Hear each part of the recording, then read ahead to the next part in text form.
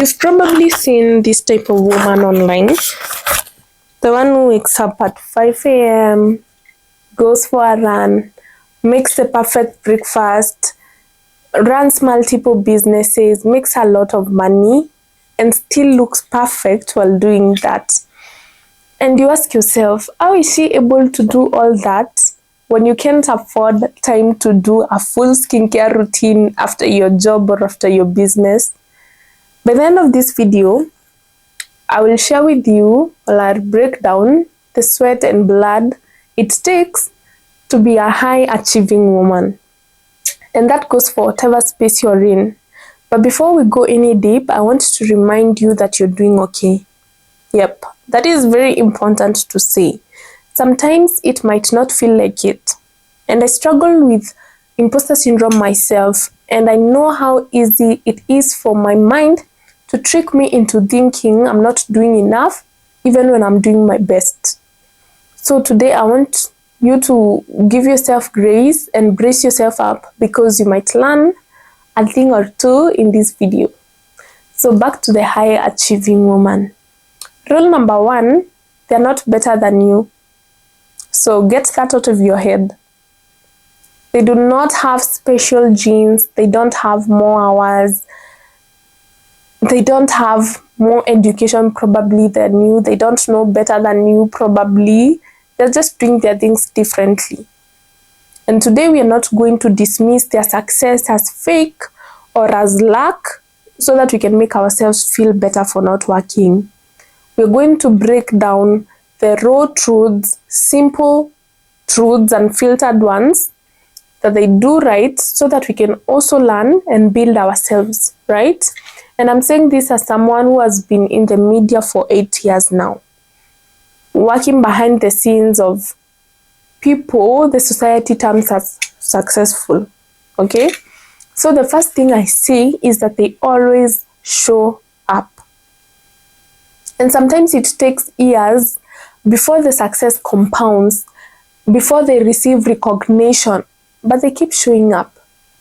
When you feel lazy, when you feel like you're not in a perfect mood, a perfect energy, the perfect weather to work on your goals, another person is showing up regardless of how they feel. If you can't show up for your goals or for a single habit, at least for 180 days, then your chances or your likelihood of becoming high achieving lowers significantly.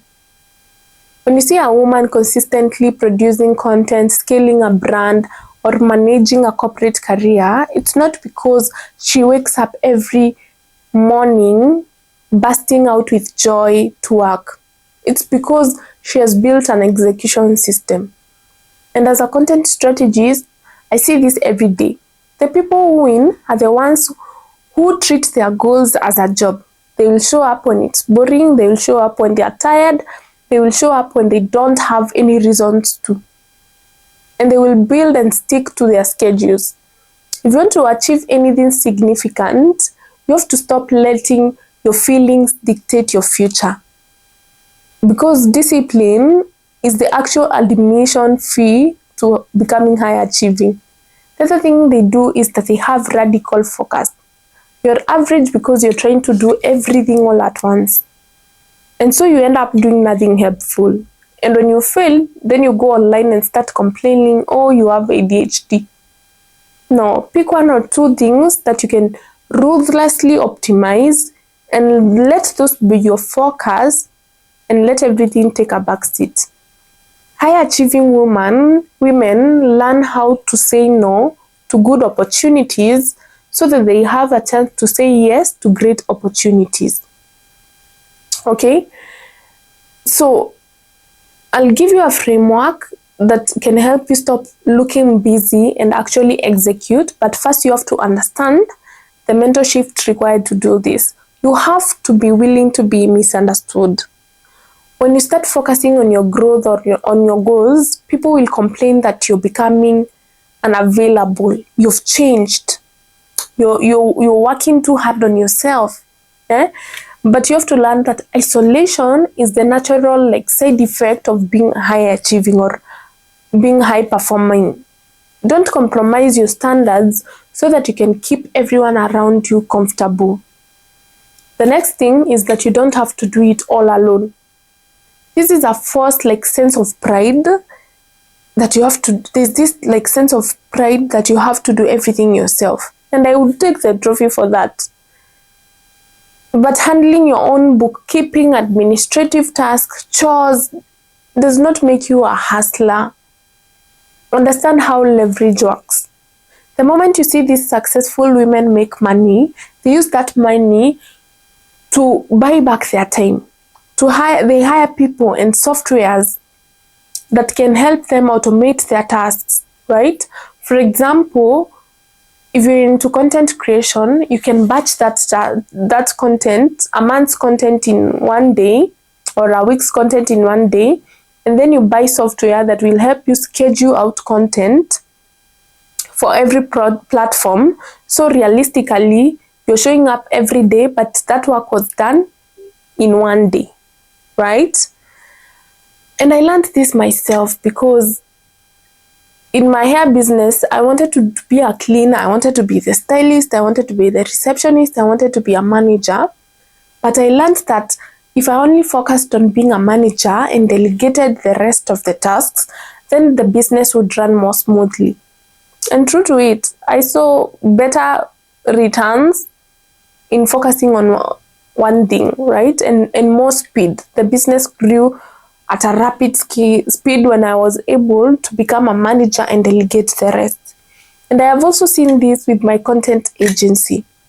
I always thought that no person would write in a way that I would write. No person would deliver to my clients the same way I was delivering, right? And that kept me in a stagnation dip for so long. But the time I learned that doing all that was only slowing my business, then I was able to move faster because I was working almost 15 hours every day. My sleep was completely ruined because I have other things that I'm working on. I was in the brink of total burnout. But I realized that if I continue with that routine, my business would die. So I stopped taking execution work and spent the entire week building systems like operation procedures and hired a small team. And that shifted me to being a full-time executor, to being an actual strategist, an actual manager, consultant, right? And that helped the business grow, and we have been able to produce better quality, and the agency has been able to survive better, right? High achieving is not about how much work you can do yourself. It's about building systems so that the businesses can run without you. Actually, my 2-year goal right now is to be on my businesses, not in the business. The fourth thing I'd say high achieving women do is emotional regulation. Things go wrong very fast. Clients can leave, algorithms can change, tech can fail, but high achieving women do not panic, and they do not show panic. They can panic, yes, but they don't show panic, especially to their employees or to their teams, right? You can't let an email, a single bad email, ruin your entire week. Take whatever is going wrong as data, and then have the resilience, build the resilience to take a hit every time, to analyze the error and to pivot better, right? And earlier I promised you a daily tracking method. High achievers do not use simple to-do lists. They use impact metrics. Every morning I wake up, I look at my tasks and I ask myself, which of these tasks will actually bring in more revenue or will build my brands if I focus on them? Then I do them first. I eliminate the rest and delegate the rest and focus on what actually is bringing returns, right? So I'm going to give you 3 other rules that I use. And the first one is to build a system, not just a goal. Stop saying you want to start a business or to change careers. Define the exact daily actions that will get you there. If you want to grow online, if you want, build a system for it, right? Consistency of execution builds trust within yourself and within your audience, right? The second one is that you can upgrade your clients ruthlessly. You can't become a high achiever if you're surrounded by clients who are making excuses. For example, in my hair business, if a client fails to show up at a time they had booked, I let them go completely, unless they have valid excuses, right? The other one is accept the discomfort of being a beginner. You don't need to have the perfect things at first. For example, I've started out on my YouTube channel. I don't have to have the perfectly edited videos. I am willing to look stupid or to look like I'm lying in public so that I can learn how to be confident speaking in front of the camera and how to be confident building a YouTube brand, right? And few of the women you admire are actually lucky. The rest are disciplined, focused, and systematic. That's it. And the good news is you can build the exact same habits if you started today. Stop looking at success like something meant for other people. Stop waiting for inspiration. Decide what you want to do, build it, accept the hard work and what it takes to get done, and start moving, right? Stop waiting for someone or for you to get into trouble, for you to reach the end so that you can start working on your goals. For example, if you're working a corporate job, you don't have to wait until you are laid off so that you can start looking for other opportunities. The best time you can start looking for another job is when you still have a job, right? The best time you can scale a business, you can start thinking about scaling a business is when you've started your business. You don't have to wait until you hit certain numbers so that you can think of scaling, so that you can think of adding employees, so that you can think of adding clientele, right? You have to start moving. Success needs speed.